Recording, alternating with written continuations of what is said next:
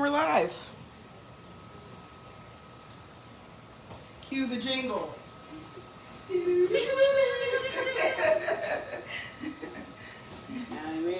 the jingle. Like it all right. I did like it where I could see it, but good evening. Come on, tap in. It's your girl, Kristen Alicia, and you are tuned into the KISS Collective. Okay? We are finishing a series with some tough situations and, tough conversations dealing with child abuse, sexual assault, and all of the things. Okay? We've had two young ladies, actually we've had three young ladies who have been very candid about their stories, what they've learned, and just what their healing process is like. Again, at the KISS Collective, I like to let you know, these are tough conversations. They're ones that you're going to want to have with your children. But if you're going to be uncomfortable, you're probably going to want to get on out. Because we like to let these overcomers, we like to call them victims, we like to let these overcomers tell their stories the best way that they know how. And for a lot of people, that can be uncomfortable. So the KISS Collective, we stand in solidarity with the overcomers, and we just really want to create a space where they can tell their story, be heard, and get resources in order to get to the next level, and in order to be, the best people that they can be. These two young ladies have been, again, like I said, very candid, and with Mother's Day just passing, they really are two of the strongest mothers that I know, and just to be able to be open and honest about their stories and how it's, really just driven them as mothers, we appreciate it. We're here for it, okay? And this community, the KISS Collective community, likes to give their flowers where they're due. I did have gifts. They're over there. I'll wait. Ooh, I like it. I'll wait. That being said, this episode of the KISS Collective is sponsored in part by Shady Kisses and Shiny Kisses. Also, Siobhan Chic and Mama Bear's Childcare. All of these great businesses are what's bringing you this episode this evening. So we're going to start by just kind of getting a little tap into what's been going on lately, and then I will turn it on over and introduce this amazing young lady who is moving and shaking when it comes to therapy and community involvement and all of the things. I read this girl's bio and I was like, ooh, oh, I felt it quickening in my spirit, okay? Because I love to see people who are, about getting our communities in better shape. Mm-hmm. And when we say in better shape, it's not just what it looks like in the natural, but it's also what we're dealing with spiritually and mentally, and we love those. We love those things, okay? So, Siobhan, what's been going on since the first episode? Have you noticed any changes? Has anything come up that you're like, ooh, that? No, there's no change. No change. I'm silly. No changes. I mean, since the last episode, since the first episode, we had a couple other episodes. Since the last episode, just finishing the semester in school, trying to still get a routine down with my family, and working on another podcast. So, more to come. More to come. Angie, how do you feel since our first episode?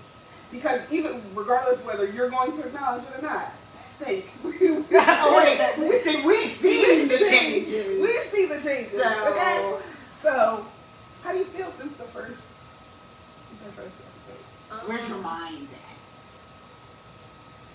It's still kind of mixed emotions still with it, whether I should have did it or I shouldn't have. Really? Yeah.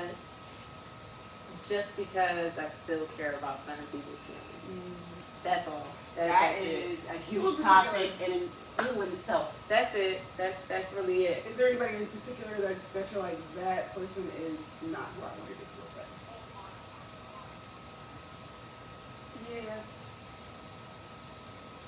Yeah. I did. I wasn't trying to. I wasn't trying to hurt my mom. Like I really wasn't. Okay. But I think I did because I got completely ignored with the whole thing. Like she hasn't said anything. Do you know if she's watched it? Like for sure? I know for sure she has. Okay. She has skipped through everything, every post that we shared, every live, she has skipped over everything, but won't skip other things. So I know, but it's okay. Maybe she wasn't ready. Maybe she's not ready. If anybody who hasn't watched, and you want to give just tell us what you've been through and why your mother might be affected by it.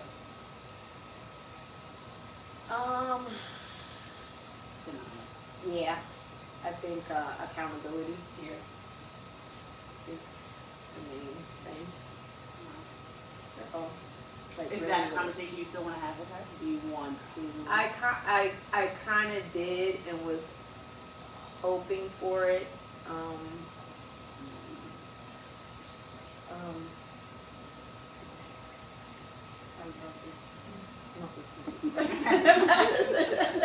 I forget about it. Thank you, Millie. Yeah. I keep forgetting because I keep that one. Sorry. I love animals. I have dogs, but I also like to be clean. So. And to breathe. Yeah, I have like 5 air purifiers and all kinds of stuff. Yeah. Sorry. Okay. So Angie went through some things as a child with abuse, and her mother wasn't necessarily as receiving as she could have been when she brought it to her. So that's probably, a mixture of things, and this is why I commend them for their bravery, because a lot of these stories still affect people. Some victims or overcomers, when they're in the middle of it, they don't say anything, and then by the time they do, maybe the person has passed away, or maybe the person is no longer in their life, or whatever the case may be. So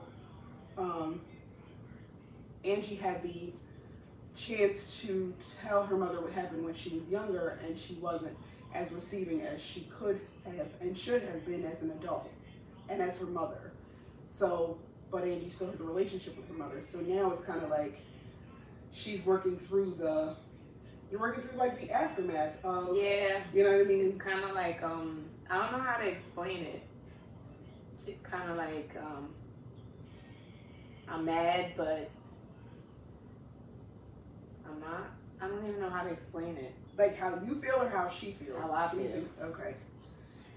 You're mad that she isn't acknowledging it? I think I feel kind of, when you're in a relationship and you're hopeful that your partner, that you spoke up about your feelings, and you hope that your partner loves you enough to make those changes, to come to you and talk about it and fix it and stuff. Does that make sense? That I kind of wanted that from her. Of course.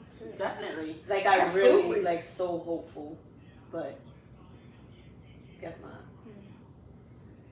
I mean, I guess it's kind of like obviously you hope for it, but I like to say that I don't trust people, I trust patterns. Yeah. And it's like if I know that chances are this is how you're going to respond. You know what? Now that I'm thinking about it, sometimes they can come around. They can, but the more that I'm thinking about it, as a child, wanting your parent to, that's a real place. Like wanting your parent to show up differently than they've always shown up. at That's a 43, I real. still want that. That's a real. Child, look, don't get me started. Because there were certain things that, like, not until 30, not until 35, it was like, no, like this, it's not finna, it's not going to look different. You know what I mean? And it's sad because, like, you have children, and it's like now, you know what I mean? And even, and I always, go back to a lot of times when there's a trauma or there's an occurrence that kind of stunts your growth, like abuse, there are certain areas of you that gets stuck there. That is stunted as well. And right, so it's like you now at this big age. At this big age. At this big age. You know what I mean? But listen, okay? Bomb for a 43-year-old. But at this age, you still feel yourself going back to that child, that, you know what I mean, that age where you're like, dang, I just wanted you to show up for me. Mm-hmm. Can we talk about this? Yeah. Yeah. Even if, and parents, even if you do not believe it, go with your kid. Like, just go with your kid. Cause we gonna rock, okay? Right. Even if I don't believe it, I still want more information. I still want a confrontation. I still want. I want all the smoke, like all of it. What are you talking about? Handle it now, ask questions later. That's it. My kid. Because you don't want your kid to grow up in an environment that they have to recover from. Mm-hmm. Oh. And because a lot of us are just recovering from look, Danisha's over here chomping at the bit because I got all the teeth, all of that. Yeah, it's crazy. It's crazy.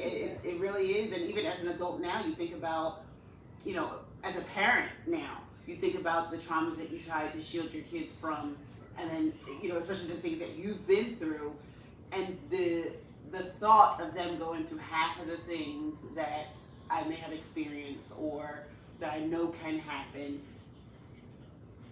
Was that jams my block? Like it just not jams my block. What block? What saying? Not the suburban.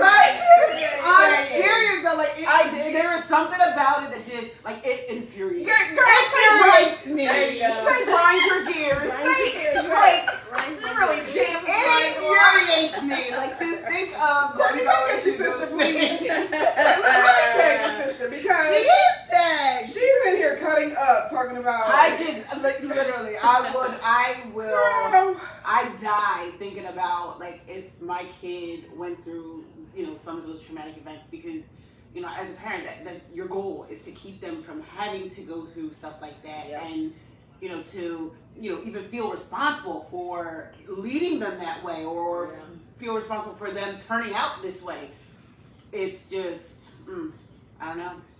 No, I know, but no. No. It's a lot. Yeah.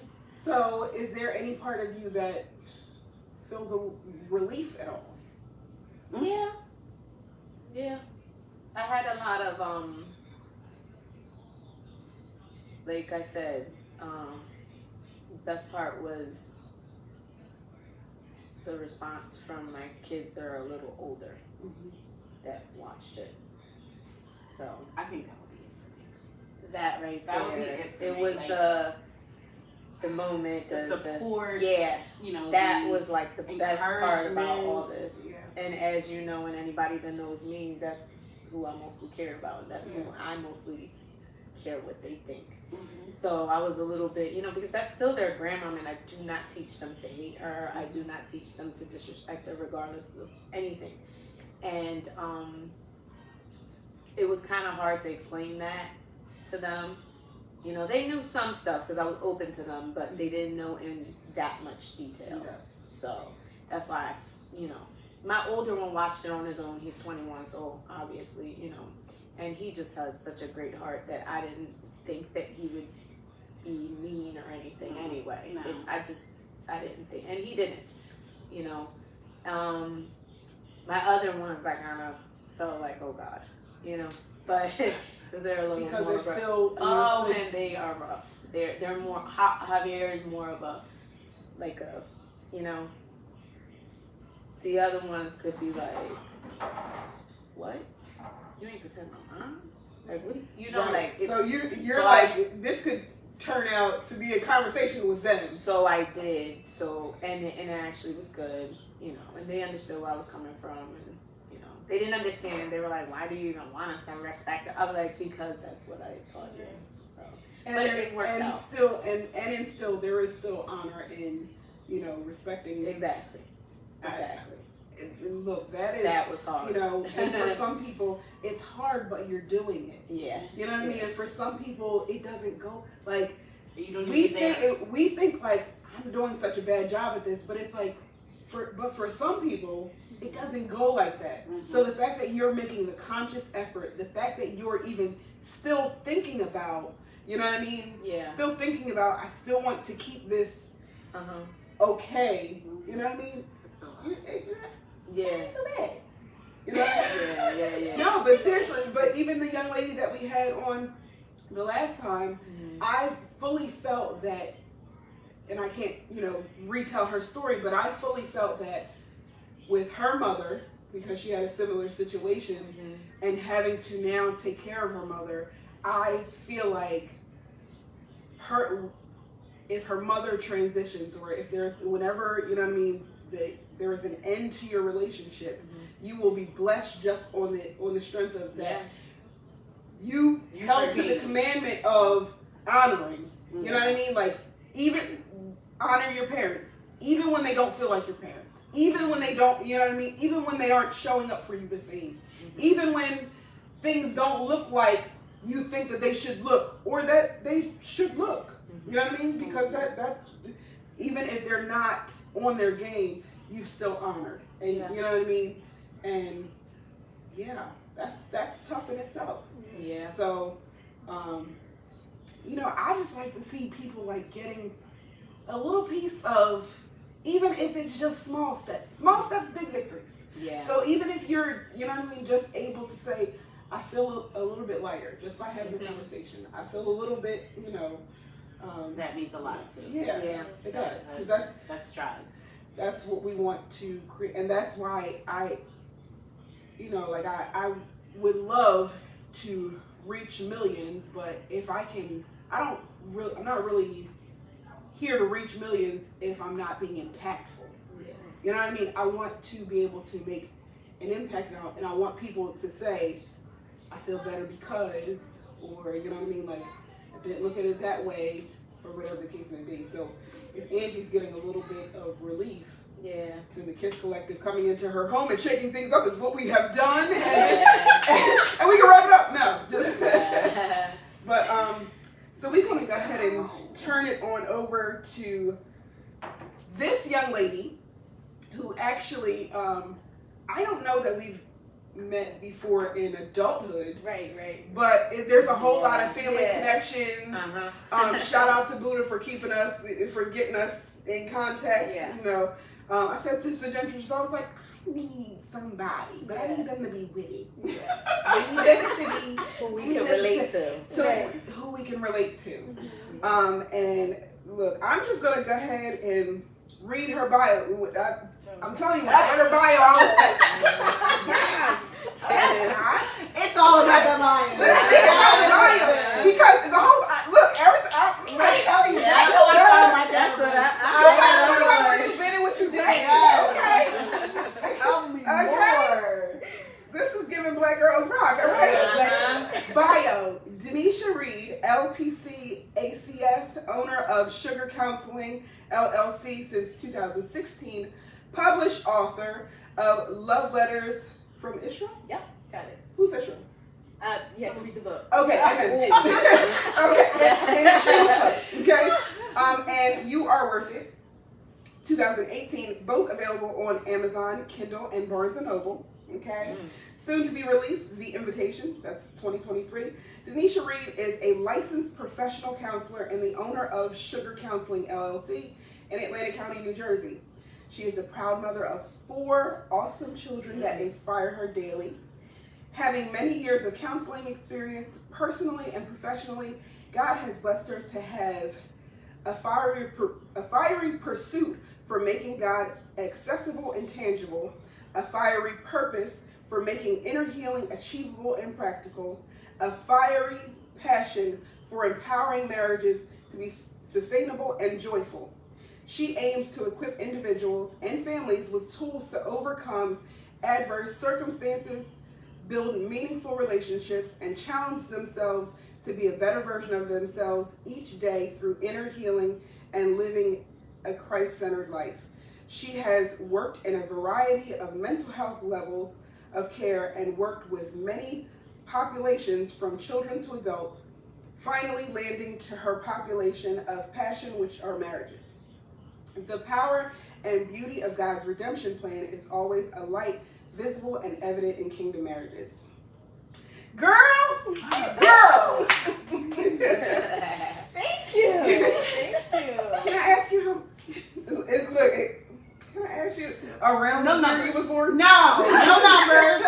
No. She's young. She young. Same age. As I said, We my all thumb's about the same right. age, so that could be Right. anywhere from We're all 35 to we're all 45. seasoned.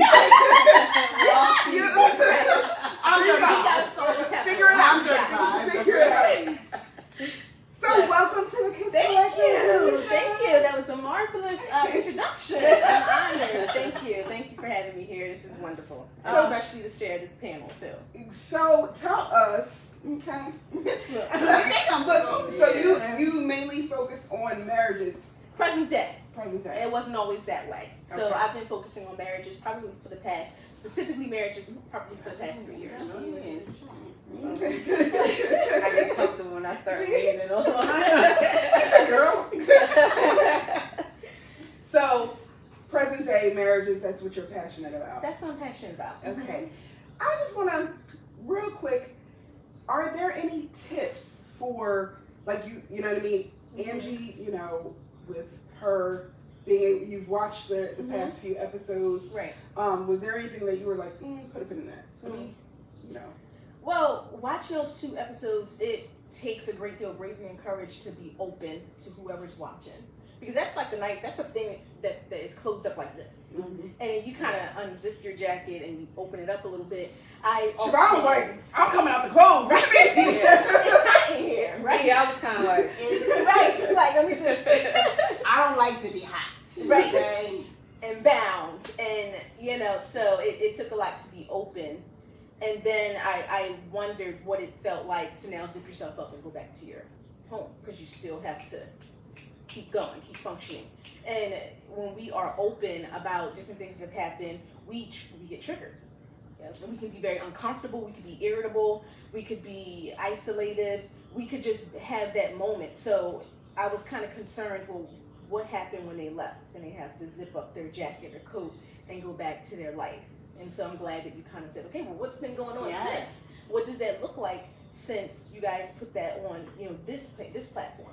You know, healing is a process. It's not a one and done. That's why I like inner healing, because it starts where you are, because there's different aspects of our life that are stuck. Right. And we can choose to get it unstuck, and we can choose not to. There's billions of people living this life who have gone through so many different traumas and are living their life the best way they can. Mm-hmm. You know, so counseling and or having just a mental health professional guide you through inner healing is always going to have to be a choice, and a choice that you have to make. Mm-hmm. It can't be something forced. But I do have clients that do this or else. You know, they order put their kids in there, do this or else, or put their spouse in there, do this or else, and it's like, now you give counseling a bad name. Now when you're coming, you're anxious. Now you turn something good and beneficial to something that now It's kind of like a punishment. yeah. Ooh, ugh, yucky. So being able to open up and share it with other people and then close it up. You know, how long do the triggers last, and where's that mindset? That was like one of my questions. It's like, just leave here and go about their normal life. Angie. well, I gotta go first. That was just one of my You were the questions. more reserved one. Go, girl. I'm really not. Maybe in this situation. Well, in this situation, yes. How can I answer that? I'm still triggered, like I said, because I was hopeful. Mm-hmm. Like my sister, one of my sisters was here, the other one lives in Virginia, and I had conversations after the fact, and one sister was like, yeah, she should have. The other one was just like, girl, bye. You knew she wasn't gonna. It's kind of like, but I think that's what it is. I'm just annoyed. It's like, yes, I'm mad, but I'm not. But then I'm annoyed. It's just all kinds of. Yeah. It's kind of like, Yeah. if my kid did something like this, I think during the lot, and then I seen the scene. Oh, that's our house. I'd have came in here. They're like, how can I fix this? What are we doing? That's just me. Mm-hmm. You know what I mean? But and I'm also I have a younger brother too, and I was hopeful for that as well, because that was his father, and nothing. It's kind of like, and I know probably people, well, why you ain't reach out to them? No, this is years of trying to communicate and trying to. I had my sit down with my younger brother. I tried, and I thought we were gonna be better, and it Didn't turn out the way you thought. no, and then this, and then I thought, you just think you're hopeful, and it's just like, And it's disappointing. it is. Yeah. So the agitation is like you said, like I'm not mad, but I this am. agitation It's like, here, I don't know what to do with. Yeah. Don't package it. and that's how I feel. It's kind of like, well, should I just be like, forget it, cut them off, just don't deal with it, leave it alone, Right. or try it, but then it's not genuine, so then other stuff is gonna make me mad, and it's gonna make it worse. Like, I don't know. What to do with this Nope. package? Yeah. Now, is there ever a time that you're like, yeah, don't do it, don't, we would want to say to Angie, just keep her out of your, is there ever a time that you're like, that person is not good for you, you probably shouldn't even? No, as much as everything in me wants to tell people what they should and shouldn't do, that's a no-no. Right. You always have to say, well, we have this happening, you said this, and you said this and this, what do you think? Because that's what all it is you're giving them this is what this looks like, now put this in the box in the best way you can now. What do you think? What does that feel like? Because you're the one living this world, not me, I'm not living your world. But there's things that you didn't get. And sometimes we can stay stuck because we're waiting for particular people to give us what we shouldn't have gotten. And everybody's on their journey, and what they couldn't do, you could. You're a person that says, if this was me, I would have did this, X, Y, and Z. You both said that. We're different people than our parents, or even 3 generations back, 4 generations back. We're different. You can. You're the healthier, wiser, more knowledgeable person. You're the best person to go back to your inner child and give her what she didn't get. Love it. You are the best person for it. Your mom's not the best person for it. She can't go back to her and give you what you need. In any place we find ourselves stuck, in any relationship, we do get stuck because we're flawed, we're human, we're just ugly. You know what I'm saying? We're gonna hurt people. People gonna hurt us. Yeah. But that's why we don't get permission from others to heal. We give ourselves permission to heal and to move forward. And I can give myself what I needed at that age. And sometimes, like with clients, I'll have them go back to a moment that is a bit raw, and go back to that moment. Because now you're healthy, you gotta trust yourself. I'm a healthier, wiser, I'm not that child anymore. I'm a healthier, wiser. I can envision my adult self going back to her and giving her what she needs. And saying, you're right. That did happen. I believe you. And that's the beautiful part of healing, is that I give myself permission to do that. Wow. And that's where you put these stuck boxes where people lack accountability. But who is prepared? Are we born prepared? Never. And was your mom born prepared? And it goes on from generation to generation. What is valuable in your mom's day? You know what I'm saying? So having some empathy and understanding of a bigger situation will soften the hardness. Because at the end of the day, everywhere you go, you take your heart. Everywhere you go. And if you're going to carry around a little bitterness on the edge here and not try to chip it away, that's the same heart you give to the people that you love and say you want to be 100% present with. I am mind blown right now. Right. Because just going back to the you giving you what you needed at that age. Yeah. And it's really like, so in life we will come across situations where a person does something but we have to be what we needed. Mm-hmm. And having that grace for who they were or who they are or wherever they were at. Like Kirk said that one day he was kind of like, when you operate from a place of understanding, it looks different. Yeah. You know what I mean? If I'm operating, don't do that. Don't talk about a cousin like that. But when you operate from a place of understanding, it's kind of like you see things differently and you do react differently. Yeah. Right. So yeah. So and it's just. And that's right. And you have to be in that place too. Yeah. Like you have to be in that place where you're ready to be able to. All right, I know I have what I need to give my hurt self the attention that she's seeking, or he. But it's everyone. You have to be prepared to. Like this is something that you have to say. Like this is what I need in order for me to heal. This is what I'm going to do so that I can heal. But you also have to understand that in my healing, that does not mean everybody is on the same journey. Never. Does not mean that it also, a lot of times you realize how much people want to operate from a place of offense. Like you want to find things to be, you know what I mean? Like you want to operate from a place of, and that is because of their own choice to not heal, or, you know what I mean? Right. And that's what she was saying. Like it's not, you can't depend on other people to even help if they were the offender, you can't always depend on them to, because they may not recognize it. And how many people are in denial that I offended in the first place? Like I didn't do anything to you. I didn't physically, mentally, emotionally. I am not the one responsible for the way you're feeling. Right. So you have to take responsibility and accountability for how you're feeling and say, I want to fix that, or I can fix that. I like that. Yeah. That's where I'm at now. All right. I like that.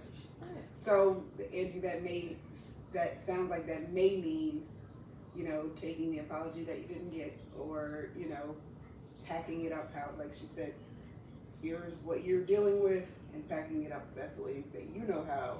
But that's what I've been doing. Right. That's my issue. That's the issue. I've been doing that for years. You've been packing that up the way that you know how, but now also you still have new information. No, I'm more annoyed now. Right. Which is still new. Which is still new information. Kind of That's like, how you really feel, Angie. No, because it is. Because before it's different. Because it was like, all right, whatever, and I would just act like nothing, and But now it's like where I see it. Like everybody noticed it. Everybody's normally she's active on Facebook and liking and commenting and now you're intentionally trying to ignore it. My husband, my son, my sisters were all, because I thought I was tripping. So I asked, I'm like, has she, because they all shared it. So I'm like, is she, they're like, she's ignoring it. Like now you double. So now it's kind of like, I don't know how much. Went from a slap in the face to a punch in the face. Yeah. And I'm not saying like I'm perfect or anything, because there's been times where I have lashed out on her, but it wasn't like just cause. Like it was a pile up. It's kind of like, I'll give you one example of the stuff that I deal with. It's kind of like I'm in the shower. She's out here with my kids, and I just hear the false story. And I lost it. Wrapped myself in a towel, all wet, and I'm like, she's with damn hardwood out here. Oh, it's like I would bust my ass to correct this. That was one of, but before I wasn't like that. I would stay quiet. I would let it. But It's a build-up. I had to because I don't lie to my kids. So they already know. So now my kids are being respectful, sitting there, and they're probably thinking in their head like, I ain't lying, but they're not saying it. Right. And I lost it. I literally, because I was like, am I bugging her? Is that what she's? No. And I did, and that was just what? Not even a year ago. And I literally came right out that bathroom. It was right here in this dining room. Came right out. I'm like, don't say that. That's not what happened. She said, that's not what happened. She's looking at me. I'm like, don't say, because it pertained to that. My kids they were just having a conversation about, my kids were kind of bragging of the fact that no one can do anything to them or because mom's gonna handle that. Like it's kind of like that. I don't want to go into detail, but they were like, yeah. And she really put her mouth together to say, oh, she's just like me. But yeah, I lost it. Oh, I lost Except for when. I lost it. I did. I'm not even going for it. And it was wrong, but I just couldn't. I'm like, don't say that to them. I was like, we're nothing alike. It's not only like, upsetting for you to hear it, but you were offended because I've lived this. I was. I've lived you not sticking up for me. I've lived you not. So now you're minimalizing my experience. Yes. And our experience, because you were there. Yeah. Because remember, you tried to make me forget. So now you're minimalizing my experience. Yeah, that's much. Wow. That's much. So do you still say to that? You know what I mean? Like, mend that relationship. Relationships don't have to be mended all the time. There's a choice. And you go down the line of, does this keep me safe? Because some people do live a life that's delusional. Yes. People do live a life that's in denial. People do live a life that is very prideful and very scared. And you can't fix that. And those type of emotions are scary for your mom. And so no one's going to force those emotions on her. She will freak out. She'll probably have a panic attack if she really would have let those emotions in. Because chances are she shut those emotions out a long time ago. And it's probably before you.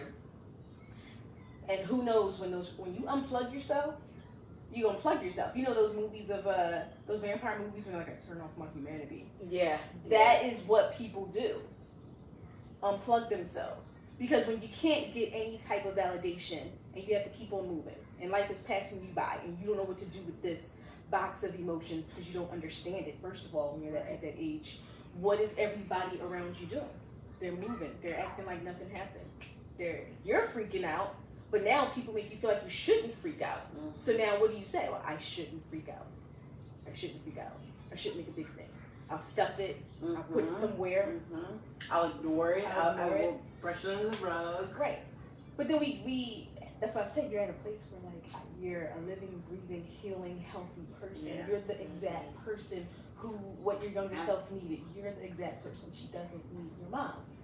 But it's hard to get over when we're offended in our intimate areas. Your parents, caregivers, loved ones, when we're intimate with them. Like when you're first born and the doctor lays you on your mom's chest and you start feeling it. That's the instant of intimacy, and what that feels like will determine a lot of the course of your life. Does that feel safe? Does that feel good? Am I fed? Am I changed when I cry? Like, what does all this intimacy feel like? And so we have these expectations that why wasn't I enough for you to come and get me? Why wasn't I enough? And why am I not still enough? Yeah.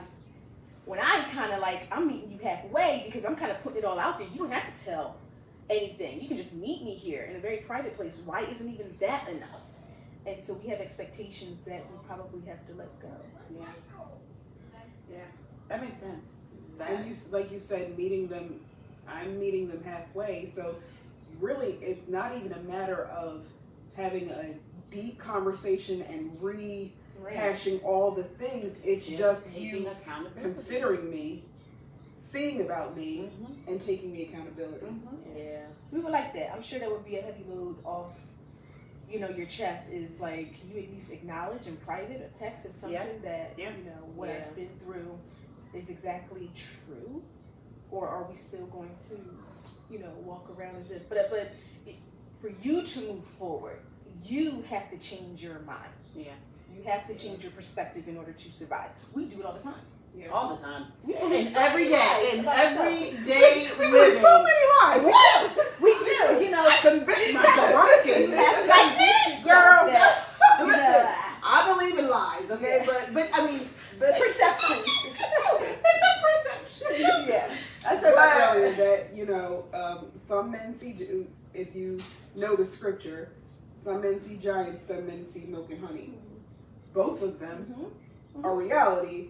It's about your perspective. Yeah. Mm-hmm. So, Yeah. yeah. But then do we want to let it go? Because when that whole, you know, people say, let it go. Like, oh, Yeah, but how do you do that when it's Oh, your what? right? That's kind of like, yeah. How do you let that go? How do you let go of something? When people say let go, it almost minimizes people's experiences. You So don't wanna let go. No, but you make a choice that said in spite of. Mm-hmm. This is who I am. This is how I choose to walk. I mean, that's why I'm a big firm believer in forgiveness. But reconciliation doesn't mean Forgetting. you don't have to reconnect. Yes. It is your mom. You can But- recognize it. We can for keep what it arm's is. length. Mom is in this place. I'm accepting where she is. She's hurt. Mhm. She's stuck wherever she is. That is a her thing. It is going to be on her whether she decides to heal and everything else. I But- am moving forward. You know, I think Will Smith did like a little, I don't know if it was TikTok or something like that, but he was saying something like, you know, you get pushed down on the ground and you stay there. And then someone's walking by and they're like, what are you doing on the ground? And he's like, because somebody pushed me or whatever. But then the follow-up question is, why haven't you gotten up? Mm-hmm. Because we still want to say, well, you pushed me. Now you got to come all the way back around and pick me up in order for me to move forward. When in reality, it was I can pick myself unfair up. that. But we don't want that, because what does it mean? If I pick myself up, dust myself off, it means that as I look back on that trauma, that it was okay, and it wasn't okay. So then I stay stuck, because I can't be okay with something that has happened. Something has to happen. Yeah. Something has to happen, because this level of pain is sometimes unbearable. Something has to happen. Right. So that's where counseling comes in, so that we can work on the distortions. Does something have to happen? You know, hearing yourself talk out loud is a Yes. good thing too. Yes. You may not have to be in front of people, but hearing your own voice validate yourself. And thinking out loud, just being able to say something, you know, hear it. Like, does that even sound right to me? Like, why am I still doing this? And recognizing like where you're going wrong, kind of, or where you could do better, even. Yeah. That is like probably the best part about counseling. Not that I'm actively seeing a counselor, even though I need to. We're going to get them hooked up today. Disclaimer! Should I need a therapist? Yeah, I just never connected with anybody that it was like. And that's another thing. You That's have another to part. It's kind of like they start I need talking, some and it's love. just like, you know that little meme with SpongeBob. All right, I'm on. Oh, yeah. That's how I felt when I But see tried. that, this It's kinda like- this is the reason why I thought it's like, I'm not even gonna lie, I'm about to put y'all out there. Catch up. When I said that I wanted a professional, they kind of just go kind of like, they didn't shy away from it. They were just kind of like, meh, like whatever. Go ahead, get it, because it can be taboo. It can be, you know what I mean. We think in Black and brown communities, we're gonna put it out there. Exactly. We think that getting a therapist means that A, you need to be medicated, B, Somebody's in my business. somebody's in my business, or all the things. Mm-hmm. When I actually sat and thought about like my relationship with my therapist, I was like, she ain't told me nothing. Google said, I want to be her friend. I want to be her friend. because I felt like I did want to be her friend. I did. But because I felt like she, you know what I mean? I felt like she gets it. But I thought about it and I was like, she ain't told me nothing. It's you recognizing. It was just the me. talking out It loud. was the talking out loud, and not that there's, you know what I mean. But That is exactly what it is. You need. but also I have my traumas. Mm-hmm. They're not their traumas. They're my traumas, and they're not. So let's get traumas like that. Let's get traumas Trauma in is front trauma. of someone who can help you unpack it, and or help you You know what I mean? Okay, Unpack these are the realities. and organize it. How can we put it back in your box? And a cute little box. That's a message in itself. I like it. Like if you take if your child takes something out of the box, it was already in the box. Right. They dump it out. Now all of the contents are on the ground. If you just scoop everything back and put it back in the box, it's not going to fit. Right. Right? So if we're taking the things out, okay, so this is this compartment, and this is how this is affecting that compartment. Mm-hmm. So now let's look at ways that we can get the things Back in the box. Neatly. Neatly. Or if it doesn't gotta go in the box. Like, you really That's it. Take out the trash. Take out the trash. You know, it's okay to get a therapist. It's okay. It's okay for people of God to get therapists. Amen. That's another thing. I want to put a pin in that. Mm-hmm. The church needs therapists. Amen. Okay. Because also we're also dealing with things that people think are, We're you know what I human. mean? We are human. We're human, and so many of us are dealing with things that are not just natural things. Right. They're spiritual. They're chemical. Okay. So while we're doing we're doing the work and we're trying to have better relationships, Turned water into wine. girl, chemical. Okay. But what I'm saying is, you know, like we just want to have healthy relationships, because regardless, you can say that you don't need anybody. Oh. But life know what? is about Even that is a what do you call those? When people say it's like it's a mechanism. It's like a defense mechanism. I don't need other people, or I don't need to heal. Even like it is definitely a defense mechanism because you're not ready. It's not that you don't need it, because we all need it. I mean, everybody needs somebody. Everybody needs other people. Everybody needs someone to lean on. You know, there is some kind of support. There's a strength in numbers. yes, and there's just relief in knowing that there's someone you can talk to, and someone who supports you, and someone who can listen to you, and you can get things off your chest. The therapist, like, you know, they're there because we all need that person to we can just release and be able to put things back in the box. So to say, oh, I don't need nobody, I don't need to talk, I don't need, you know, like, I don't need to heal, or I'm fine. It's a defense mechanism. Nobody's fine. That's a delusion. That's It's a lie that we delusion, tell that's ourselves. I was It like is. that when I was younger. No one is It's fine. a lie that we tell ourselves. I You know what I mean? I don't need to. Right. I used to We like, all need to release. We all need, you know, for someone to hear us, for someone to help us kind of navigate life. It's important to have people. It's important to have a person or someone who And the can reason be- why it's important for you to get a professional is because they've because I'm gonna say, Google, you good?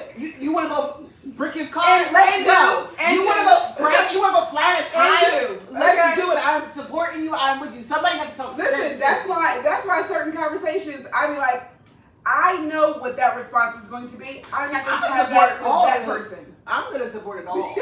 Look, You want to go let me spend your last on, I don't know, something you don't got there, them space boots? Go ahead, girl. They look good on you. So She annoying. I'm Not just But again, saying, you know, I would having be a that friend. professional, and I do believe that God has created people in for these things. yeah. You know what I mean? Like, God created people to be scientists. God created people to be therapists. Yeah. Because why is it that we will go to when you need your car done, you'll go see a mechanic. When you need whatever, you'll go see the different people. But when it's I need to really just kind of work through these things. I don't want to talk to nobody. And then we wonder why. Let me tell you something. Sidebar. Bitterness and unforgiveness, the way that it will affect you in the natural. Those things that we don't deal with, that are spiritual, that are mental, the way that they will affect you. Like, baby, if you don't get a therapist, your body, literally, your physical body will start to be affected by it. Right. That's just a reality. Go on and pick up the phone and get on BetterHelp, please. Oh, Please. BetterHelp. Y'all want to I sponsor prefer psychology today. the Kids Collective. Y'all want to sponsor the Kids Collective? BetterHelp, psychology today. Listen, Black girls in therapy, all the things. What? Therapy for black. And there's nothing there. Listen, I'm sure there is Black girls in therapy. Whatever the case may be. Probably. Sugar counseling. Yeah. Just all we're saying is it can't hurt, and it's going to be a process. Sometimes you have to. Yeah. You gotta go through a few before you find your person. Yeah. Okay. One size fits all. It's not, but No, you gotta shop. yeah, and you know, I know a lot of us are like, well, they can't really find you somebody who you feel like can, you know, relate. So Yeah. And those biographies, I'm telling you, it tells you a lot about the therapist. Yeah. Even if it's indirectly, you still get Right. pieces of what you're looking for. Like Right. you know, like when I'm searching, you know, like there's certain things that I'm looking for this person to have experience with. Like I want to know that they, number one, have experience in the Black and brown community. They know, you know, even if it's a white person, I want to know that they know the kind of disparities that we go through. They know the kind of, you know, issues that I may be experiencing with if it's a Black therapist. I want to know that they've had experience in, I don't know, they give tough love, or they understand a person that curses because I curse, and I just, you will get most of that. And I'm telling you, psychology today, you can find them. Yeah. You can find them. So, again, it's not a one size fits all. Right. But what are some that you're like bottom line at bare minimum? If you're trying to overcome abuse, these are the things you're going to want to work out. Yeah, the stuck places. The stuck places. Those triggers. The triggers. So you have the root and you have the branches. Many times we don't notice that there's a root issue if we don't see the branches. Cycling in relationships, attracting the same type of person. And jobs, relationships, if your weight is going up and down, like you said, physical symptoms of even depression, anxiety, or even high stress, and areas of unforgiveness. Like I talk about the chark, that black stuff, that tar around your heart. That is a real thing that needs to be chipped away, or else we have that little piece of soft heart, you know, that we're trying to give to people in our present life. So you'll notice behaviors, and that's why adults are more likely to push their children into therapy because they're on the outside knowing their behaviors. Yeah. But the minute you say, "Well, mom, dad, come sit down for a little bit," like, "Oh, I gotta go somewhere. I gotta go somewhere." But it's so interesting how it is very difficult to sit in this chair. You rather your child take on that heavy weight, you know. Isn't it? It's very, very difficult, even as an adult, to take on the weight of understanding and taking out the trash and stuff like that. Yet many people tend to push it on their child, you know. And it's like, wow, you know. So it takes a lot of bravery to be on this side and even on that side. So noticing the behaviors is first thing. And when you come to counseling or after you've done shopping, therapists look at their bios. Psychology Today is a very good one. You can even type in male therapists working with children in this area. Yeah. And so it's like, boom, boom. And then you kind of go, make your appointment, and then just see the comfort level, because it's a rhythm, it's a dance that you got to get into. Some people aren't able to open up right then and there. Sometimes it takes a year or longer. That'll be up to them. There's no rush. I'm here, you know. And so being able to be at that place where I'm ready, no matter what moves you to a place. It could be the Holy Spirit saying, girl, this area you want to get situated.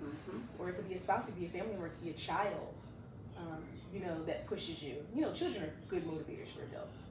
You know how they say, I had a baby that changed my life. Children are good motivators to be like, you know, I want to be a better version of myself for them. I don't want them to see me this way. So I need to like figure out the irritability. I want to figure out why can I give affection past a certain age. You know, because there's things that happen that you wish you could do, but you can't do. You know, and so Let's go back to that. When you say give affection past a certain age, like once your kid hits a certain age, you're gonna like Yeah. That is me. Yeah. What is that? She wants to know. Bring it on.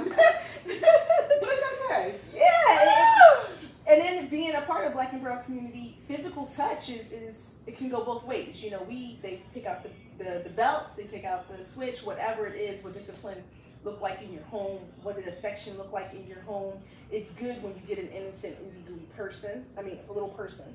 But as they get to be human and you see their ups, their downs, when you're seeing them grow and everything else, you start to, naturally you pull away. You're not doing their hair, you're not changing that, you're not doing all that touch. Naturally, you're pulling away.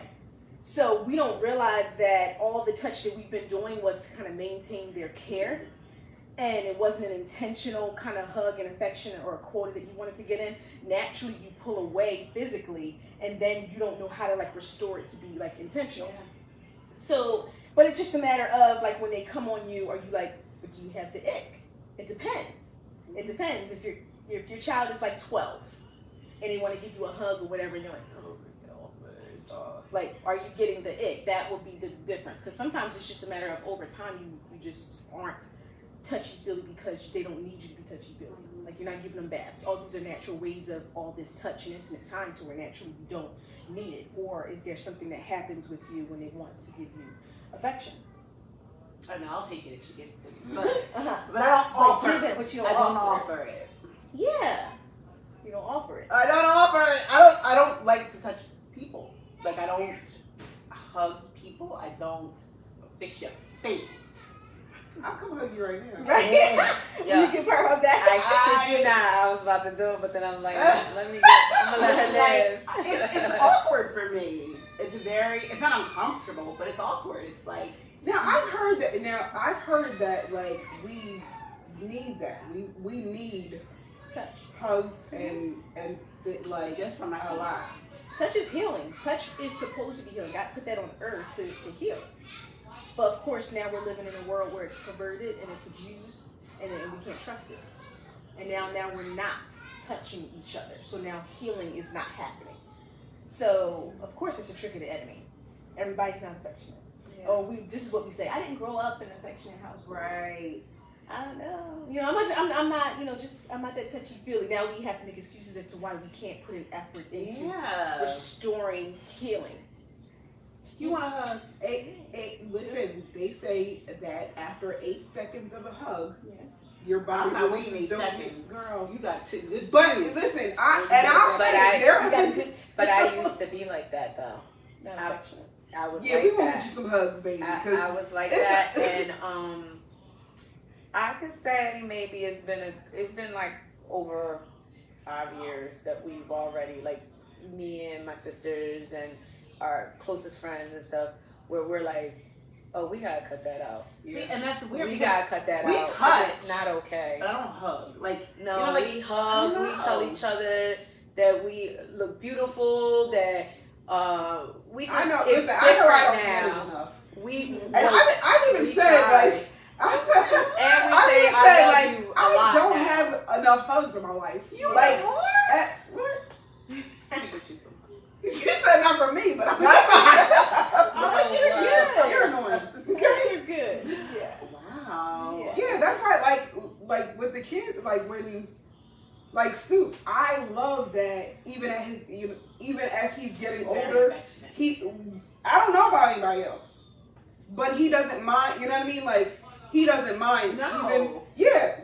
We the one day we were at your house, he'll come up and sit between my legs. You know what I mean? Like just When My kids he's do like that, that, he's yeah. the normal. He's They're like bigger a than normal. me. And When they'll he sit on my walks lap. up to you, it's a hug. yeah, like And I love that my about lover, him. right? Because Yeah. and even as he's getting, like I appreciate that even as he's getting older. Yeah. Like the little ones, it's you know what I mean. You Like like pull it out of him. no, like they kind of they'll usually just like kind of go with the flow They'll or just do it. But as he, you know what I mean, He's natural. 11. He's like like That's my greeting. That's like, hey, auntie, yeah, like. Yeah. So I appreciate that, that's why when it comes to the kids, it's kind of like, if they gonna take it, you know what I mean? If they gonna give it, I'm gonna take it. Like, yeah, I don't have enough hugs in my life.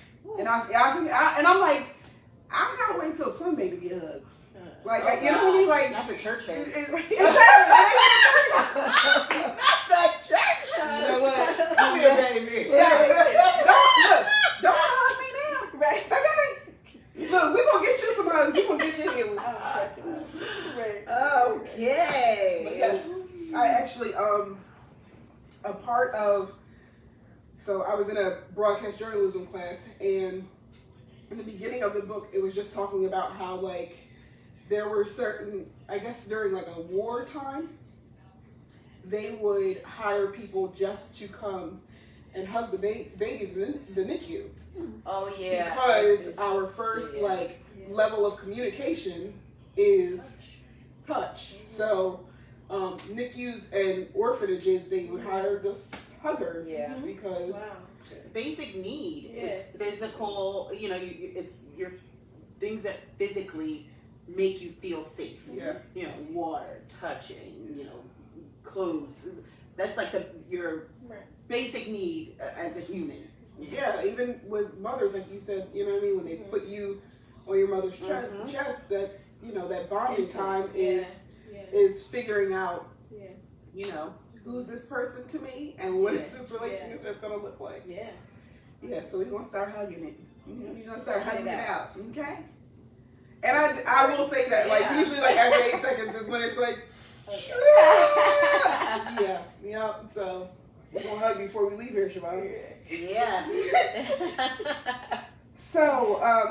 So we've said, you know, like the stuck places, those are the things that you want to tap into. And what would you say, like, on the evolution side? Like, what are we doing?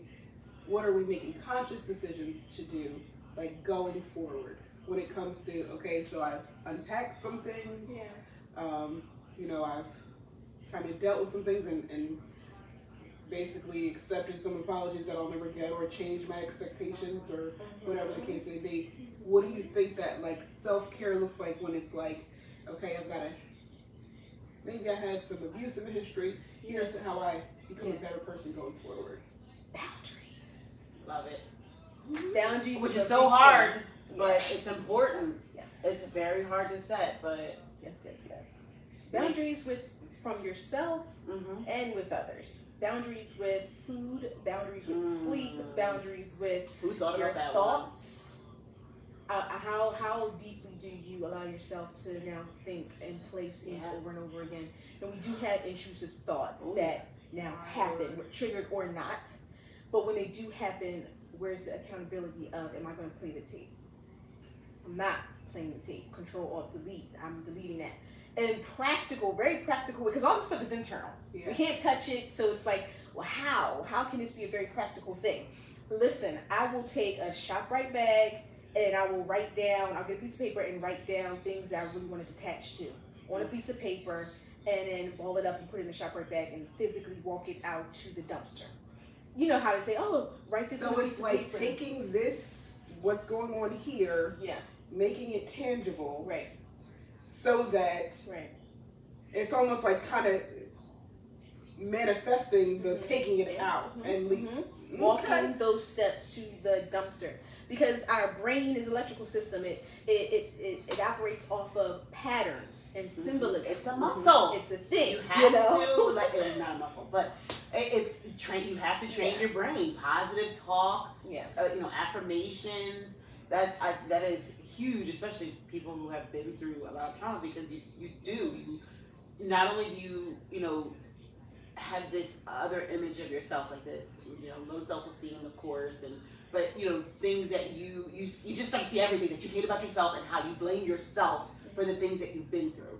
And I think it's so important for that to be recognized and for us to train our brain to speak positive, you know, affirmations and speak positive about ourselves in order to get through, you know, those kind of intrusive thoughts. Is there ever a time that a person like tells you what they've gone through, or you know, had these conversations with you where you're kind of like, you're healthier than you think? Absolutely. Many people who come to counseling are healthier than they think. But it's good when they can sit in front of a person and they dump large amounts of validation. Where we don't get that in our personal life. We don't get anyone to listen for 5 seconds in our personal life. Let alone tell your whole story. Right, and be validated and have someone so into you and someone to meet you where you are and not be afraid to feel what you are feeling right now in the moment. So yeah, a lot of people come to counseling when they take the step. It's like, oh, what are you doing here? I always ask, like, what made you want to do this? Because inner healing is a very uncomfortable thing. It's uncomfortable physically, and it's uncomfortable emotionally, and you're like, you just want to vomit after a session. You want to sleep it off for another day or two. Because you are exercising. I'm like, she was just asking basic questions, and I'm sitting there like, right. And you start to think about it afterward. You dumped it, and then you start to kind of just, I don't know. You gotta think about it all. Right, all and then over you're kind of like reliving a little yes, bit of it.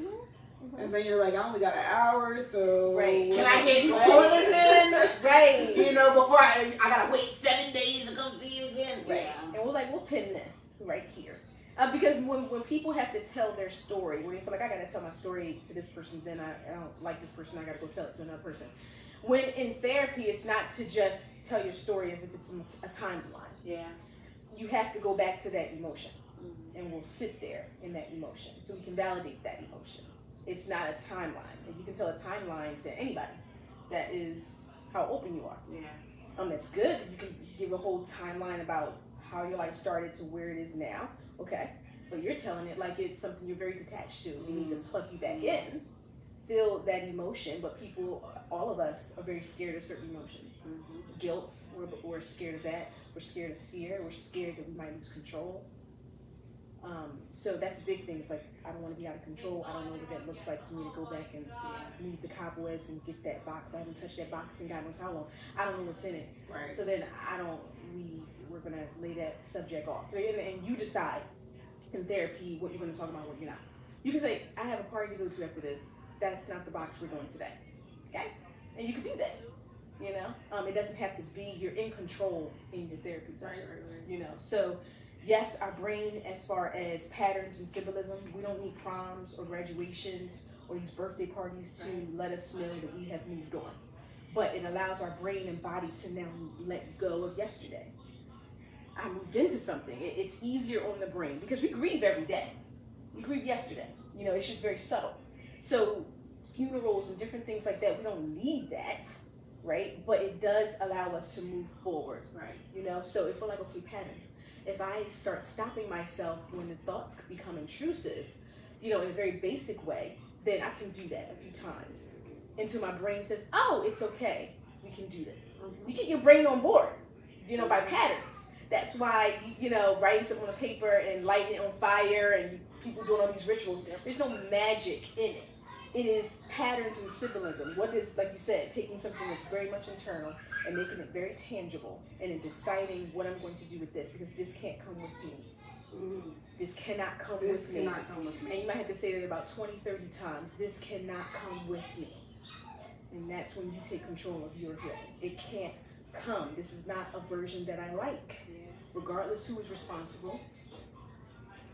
We don't want to say, oh, you deserve better, you deserve. And that's one word that I just say, take it away. Because, did your parents deserve that? Did your grandparents deserve that? Where does it end and when does it start? Who deserves what? Right. Who's more valuable than who? Forget the deserve. You decide what you want. You decide what is coming with you. And then we can move forward. And those are the choices you're going to have to make. This is who I want to be. I will tell you how to get there. But you have to decide what that looks like and take time to think about what that looks like. Yeah. Wow. That's a lot, girl. If you're just tuning in, you're tuning into a great episode with the KISS Collective. I'm Kristen Alicia, and these young ladies, I have none other than the illustrious Danisha Reed. I thought you were going to say me. Yes. Girl! And that's Shavonna did. She's like, well, we're having a very real conversation with a professional, and Siobhan's over here giving her delusions. She's pretty. She's pretty. Wow. We're trying to unpack some things and just, figure out what healing processes look like, what evolution looks like, as we're getting better. If anybody has tuned in before to our previous episodes, a few months ago, Angie reached out to me and was like, you know what? My husband has this song and I have a story and I want to tell it and I want the Kiss Collector to tell it. So I was having the conversation with Angie, and then because I tell Siobhan everything, I was at her house and I was like, how do you feel about, and before I could get it out, she was like, yeah. And I was just like, you didn't even know that I'm upset. And she was like, I seen yeah, where it was good. I seen where it was good. yeah, and the way that they both tell their stories in different manners, I will say that. Because the way that Siobhan tells her story, I'm like, I would be melting on the floor.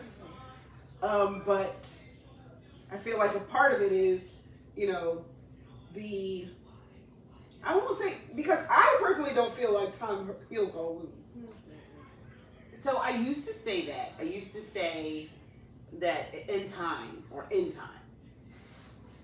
it doesn't heal all wounds, I would say, but it definitely lessens the blow. So at some point, as I said before, like in the beginning of, the ordeal, I could not talk about it. Like I could go on with my day-to-day living. I couldn't work.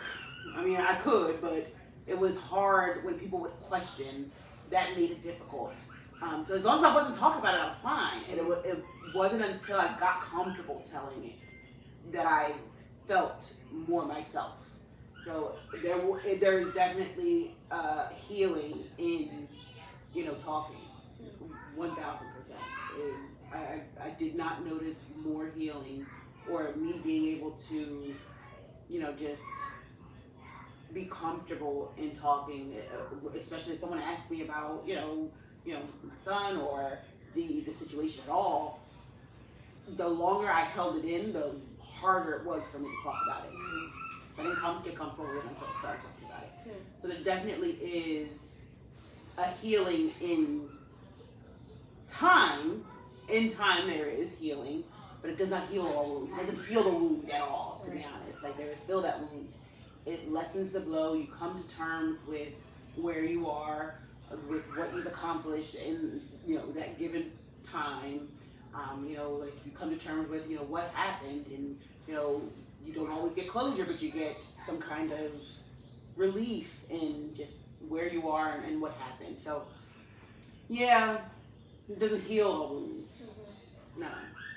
Now, what's your philosophy on the passing of time, or? Like she said, I agree. Time helps. It helps. Time is always going to do its part. That's why we can depend on time so much. Time will do its part whether we do our part or not. Now, how do we partner with time? Yes. I'm sorry. I'm so sorry. Stop it. And she thought it right down. Look, Andrew's being Mama Bear from the couch. Yeah. Yes, Your ass. right? Really sure. Sit your ass. Down. I started to count for my kids. I do 1, 2. Autumn kind of got it. Not yet. Avery don't let me get past Autumn don't care about none of that. Okay? Avery's like, what you got? No, I say 1, Avery say 2. I'm not even Autumn say 2. Now. She says 2 now. She said we're counting. What do you want? Avery, I said you're counting for 1, me or we're counting? What are we doing? Damn kids. So we're figuring out how to partner with time. Yes. Partner with time. That's when you make a Sorry. decision. Go for it. You want to take a decision? Sorry. Right? Angie! Hold on. Partnering with time. And you'll decide when you're ready to partner with time. Yeah. When you're ready. There's a lot of things that have happened out of your control. No one's going to force me into when I am ready. Yeah. I decide when I am ready. Yeah. And you may never be. There's people who may never be. And that's okay. But when you decide that you're ready, you think of practical ways of how I can partner with time. What are the distortions that really need to be taken out to the trash? Mm-hmm. Because there's distortions. Mm-hmm. Because if we get stuck somewhere and we're moving with a limp and it hasn't been fixed, then we've been believing a lot of distortions. Just stuck in so many positions. Just imagine yourself being stuck in so many positions and then normalizing it. And then when people see your behavior and everything else, they're like, You didn't go through that. they're like, What do you know, why are you yelling? Why are you screaming? Why are you by yourself all the time? Or you have people who notice behavior, and then for you, it's normal. That's just the way I am, is that phrase. I can't stand when people say that's just how I am. Yeah. Because it sounds so finite. Like it sounds so, that's how it's always going to be. Right. And that's that. Leave it alone. That's how I used to be. I'm telling you, I said it. I was an angry little thing. Mm-hmm. Of course. Like, So what I say to that, like I always say that anger is like a secondary emotion. Yeah. Like you know what I mean? Like if you don't deal with the main things, it's like all the things are connected to anger, and we like to say, oh, you know what I mean? Like, oh, I'm just, I got anger management issues. It's like, no, you got there. You have other issues. You got other issues. But most people are not emotionally mature enough to deal with the primary emotion. Right. I'm hurt. Right. I'm upset. Right. I feel disappointed. I feel slighted. I feel, you know what I mean? So then it comes just out. You know what I mean? I'm just angry. It's the tougher emotions. Right. The ones that people don't play with. Right, and that's essentially what we want to. Yeah. We want you to feel like you can't play with me. Yeah. It's protection. It is. Vulnerability is, jumping off a cliff and hoping someone will catch you. Mm-hmm. That is hoping. There's no guarantee that someone's going to meet you where you are. The minute you decide to be open and vulnerable about something, you have to be okay that I'll be okay. I'll get up because whether they catch me or not. Exactly, because you get to be you. You get to be a better version of yourself, whether people come with you or not. Isn't that awesome? That I'm okay with being vulnerable and being there emotionally, even if no one joins me. Right. Mm-hmm. Because this is a better version of me. I like that. Yes. So people will use those anger, isolated, and say this is just me because there's core areas that are hurt. We get stuck. We get stuck. But, the more and more we become understanding of mental health, I think we become a little bit more open to seeking help. Yeah. I actually I do these TIC parties, trust, intimacy, and communication, with couples. And it was a group of 5 couples that I got invited to their home and kind of did some trust, intimacy, communication exercises and stuff like that. With all 5 couples. With all 5 couples. Yeah. Cute. Yeah. It was fun. It was fun. It's like what's one of the exercises? But wait, how did they set this up where they were like all know each other? Like Yes. all 5? This isn't a regular party. This is we're having a therapy party. Yeah, someone contacted me and said, would you be interested in coming to my house? I have 4 other couples that want to work on their relationship. And I was like, I was in the process of building these little TIC parties because kids get all the parties. Chuck E. Cheese, they get all these parties. But, we don't get parties. So I was like, I'm going to do a party where we have some wine, some food, and we'll go over lightly, maybe up to 5 couples, no more than that. And I was already going to, she said, would you want to come to my house? And I have 3 other couples that we want to get some help. I said, sure. It was 4 African-American couples, and the guys were like, who did you get? They thought it was going to be a old white lady. Old white guy. Old white guy. And then they weren't for it. And they were already drinking before we even started because they were not for whatever was happening. And I walked in, they're like, you're black, one of us. It was like, I'm sorry, I thought you was going to be some old, white guy. And it was just like, I'm glad we're changing the narrative. I'm glad that we're in the midst of black and brown people married and want therapy in their home. Yeah. You guys want this? It was fun. I really love that. I love it. too. My mind is going right now. She wants to throw a party. Right. You go party. TIC party. And as you're invited. I need a cup. You don't stop. Y'all are invited. Yeah. Yeah. I do it for couples and I do it for individuals who want to be married, like women. Who want to be married? Yeah. Like singles. Okay. Yeah. Light. It's light. It's therapy, but we don't go deep because privacy. I'm there. But it's light. I'm there. Mm-hmm. You want to be married? Sometimes. Maybe. This is cute. Not sometimes. Conversation. Yeah. Okay. I love marriages because I was at a place where I didn't like marriage. And so that's a whole. That's another conversation. I That's was another like that story. before too. I didn't like marriage. I was married. When you felt that way. I was married, didn't understand how to be a wife, didn't understand the basis of a marriage. You just think that's what you're supposed to do. You raise in church, oh, we get married, we have kids, and this is how it is. And you don't really go to the maker of marriage. And then how am I supposed to like do this thing? Yeah. They have institutions, but don't have an institution for adults. Listen. Institution Yeah. ever existed. I was listening to Miles Monroe earlier, Love him. and he was talking about when you get a new appliance, you look through the instructions in order to figure out how to. He said, your appliance will have 16 functions. You only know 4. Yeah. So now you're wasting money because you won't pick up the manual. and he said, women, stop going to other women trying to figure out what your purpose is. Because the created thing doesn't go to another created thing. Right. They go to the creator. Right. Woo! That's good. Listen. That's good. He's Listen. Okay. Good. Yeah. So yes, you didn't understand the right institution because you didn't. And didn't know that I didn't. When you're in something, you didn't know that you didn't. This is all hindsight. And so my ex-husband, he cheated and had a baby on the way, and pretty much just like said our time is up, is expired. Those are the words. Our time is expired. And I'm like probably caught in such a whirlwind because you think marriage is supposed to be like forever. It's not like I signed up for divorce. I didn't prepare myself for this stopping point. Right. So you do have to go through a grieving period of anger and letting go what you have in mind, and letting go of everything what you thought had. this was going to be. Right.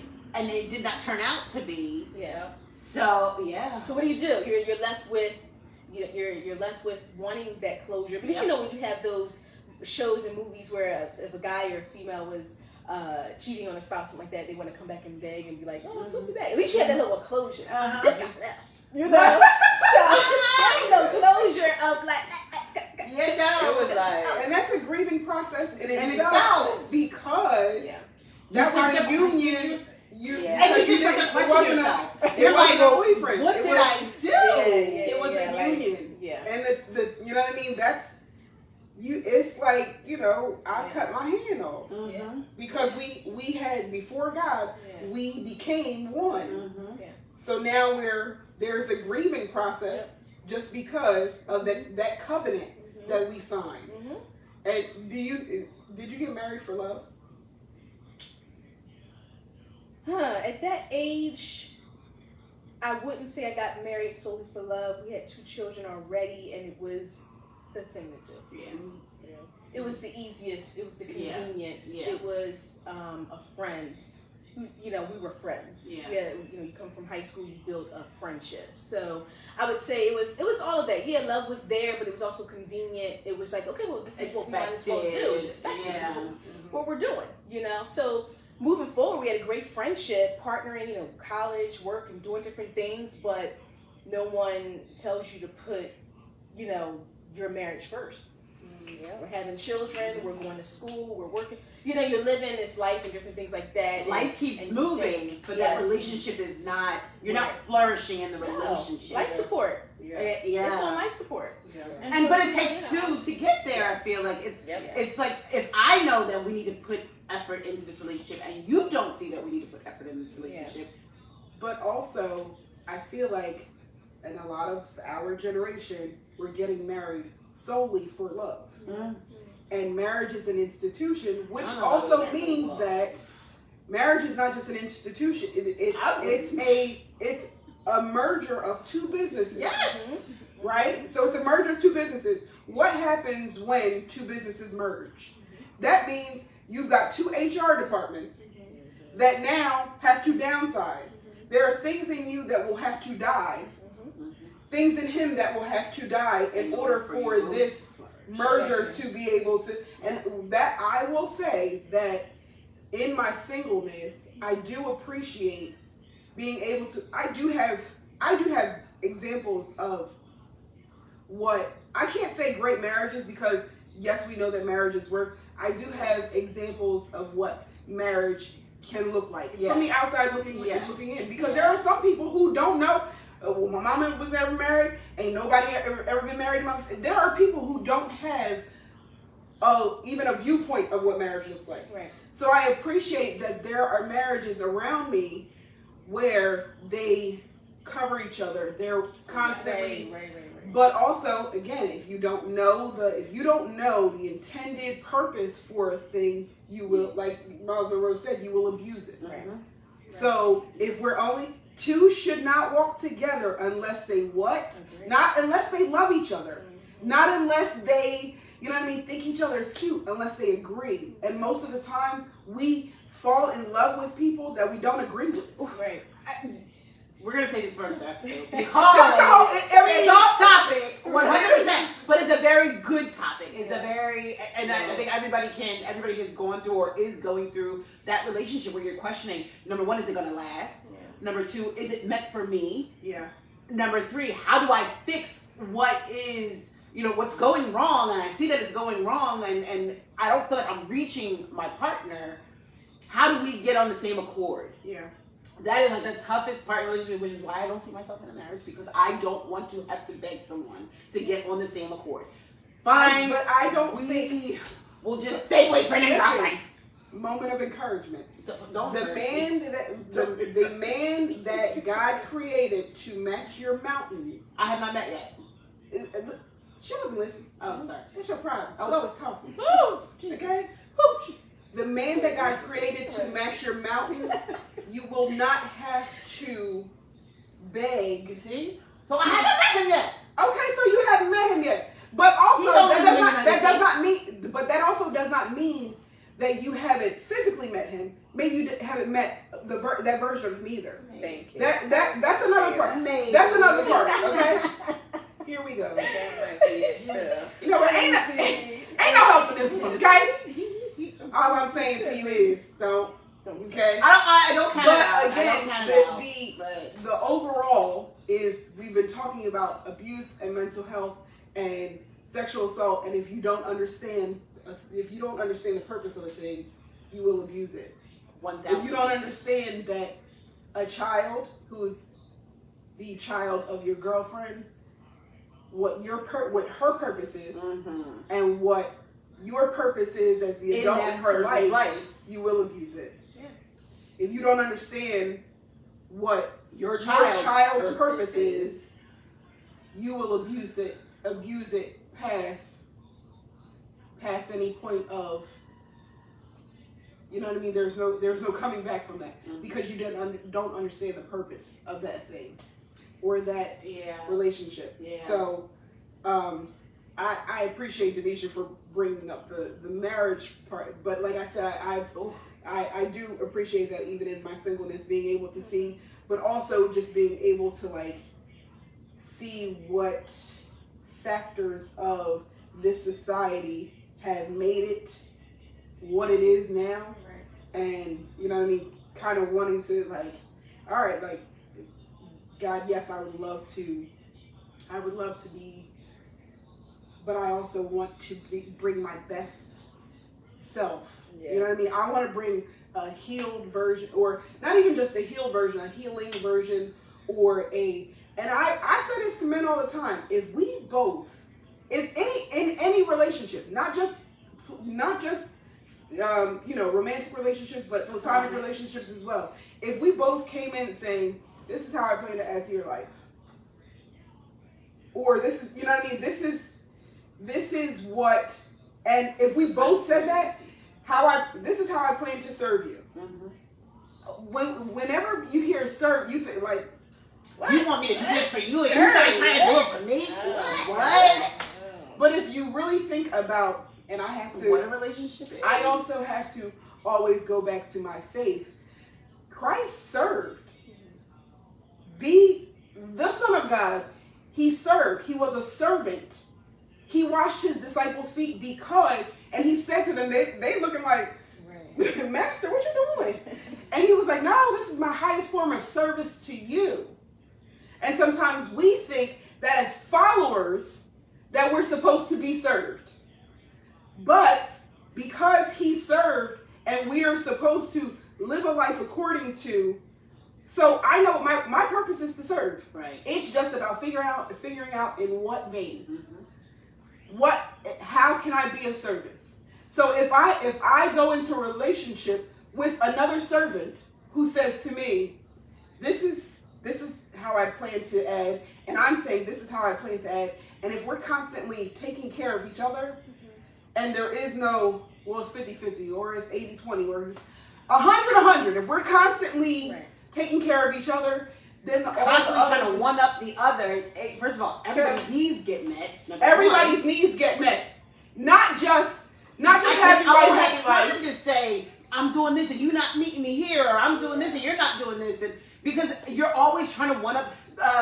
Tamla Man and her husband said the same thing, and I live by this. I live by it. I was like, how you not saying literally, it's you know what, like my goal, or what every day I'm trying to outdo what he does for me, and I'm trying to outdo what she does for me. If this is how I spend if this is how I'm gonna spend my days with my husband, that's how I'm gonna spend my last. That's how I'm gonna spend my days.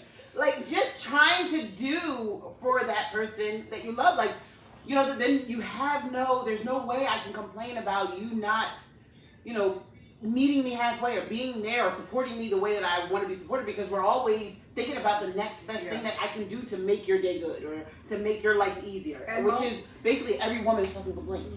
You are not helping me get through the day. Like, that's always my desire. God, send me somebody who considers me. Yes. Yeah. In every, you know what I mean? Like, because I know that I consider people. Mm-hmm. You know what I mean? I know that if there's something that you like and I'm out, well, they would love, or did you eat today? Or I know that I consider people. So God, send me somebody who considers me. And consistently. Consistently, not just when you want. Not just when, or not because I complained about it and now you're just trying to get me to shut the hell up. Right. It's because you genuinely want to make sure that my needs are met. Yeah. Like, that is the man. Where he at? Girl, he's waiting for you to get your life together so he can come. I'm working on it. Working on it. I'm working on it. He waiting for you to get your life together. Anywho, I'll be there. She pretty and she can help. I ain't cheap. For the highest bidder. All right. Okay. 25. Listen. Come on. 25,000. She meant. That's what I meant.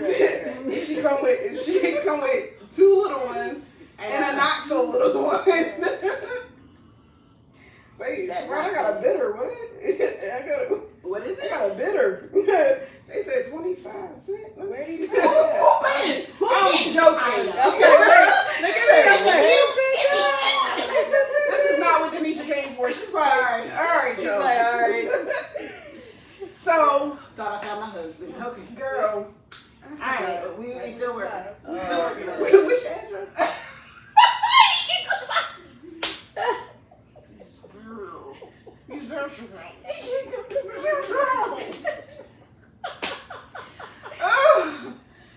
She probably makes it so awkward. I'm so sorry. Anywho.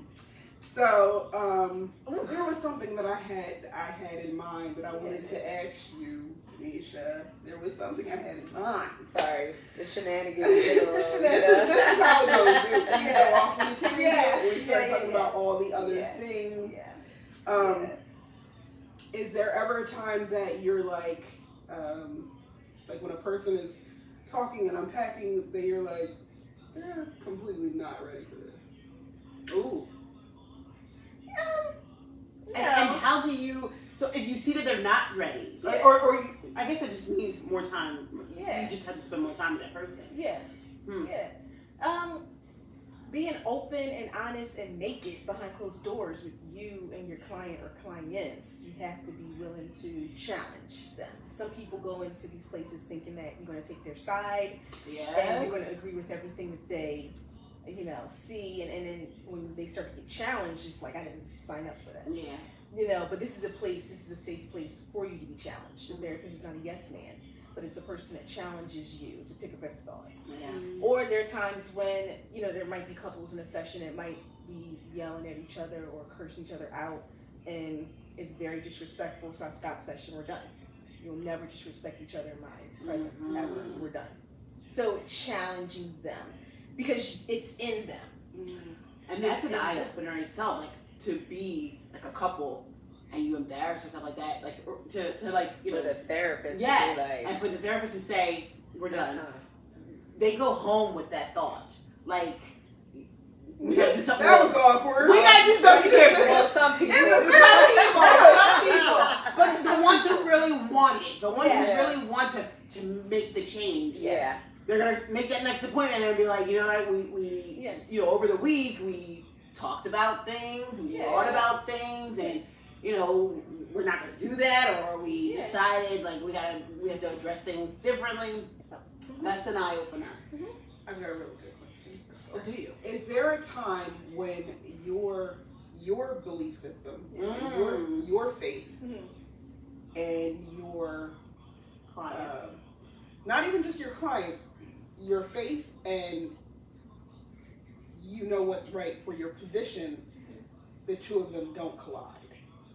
Like I know, like the spirit let me know something, but this is not something that I can Share with them. Yep. Yeah. And that's the best part. Find someone who has the Holy Spirit, and because you allow the Holy Spirit to move in those sessions, and you'll navigate it very gracefully when you allow the Holy Spirit to do His job. Yeah. And so there's things that I can pick up on that they may not be ready to hear, and I have to pin it. Oh, You pin it. okay. You pin it. That everything is not give it to them raw right here and now. It's keeping them safe. If a person has a history of in session laughing and making jokes about their past and trauma and different things and stuff like that, I'll pause it and be like, you do laugh a lot when it comes to these things. Why?